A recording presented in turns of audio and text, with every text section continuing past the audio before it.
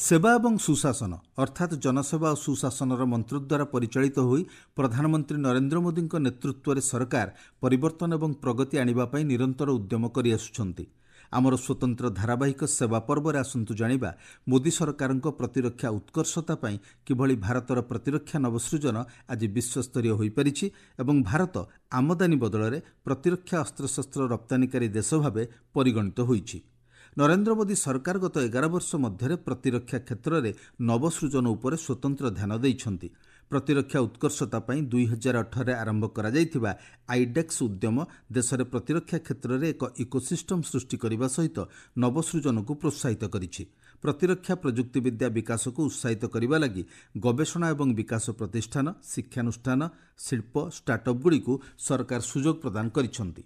प्रधानमंत्री महाबलीपुरम में प्रतिरक्षा सम्मेलन उद्घाटन करी एवं आईडेक्स माध्यम देशर प्रतिरक्षा क्षेत्र को गुरुत्व देइछंती। कि लक्ष्य तक पहुंचने के लिए जैसे ही हम पहला कदम उठाते हैं, रास्ते अपने आप बनते चले जाते हैं।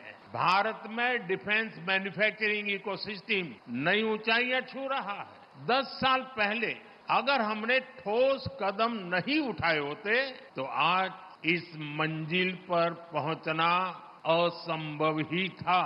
तब तो कोई ये कल्पना भी नहीं कर पाता था कि भारत में इतने बड़े पैमाने पर डिफेंस मैन्युफैक्चरिंग हो सकती है। प्रतिरक्षा क्षेत्र में अत्याधुनिक प्रजुक्ति विद्यार प्रयोग वृद्धि निमंते सरकार 1,50 लाख टंका पर्यंत अनुदान प्रदान करने सह एमएसएमई, स्टार्टअप एवं गवेषणा विकास प्रतिष्ठान गुड़ी एक क्षेत्र में समर्थन करिसेंती। प्रतिरक्षा विभाग आईडेक्स समर्थित स्टार्टअप एवं एमएसएमई ठारू 2400 कोटी अधिक टंकार 43 प्रतिरक्षा सामग्री क्रय करिछि। प्राय 619 स्टार्टअप एवं एमएसएमई सहित 430 आईडेक्स बुझामणा स्वाक्षरित होइछि।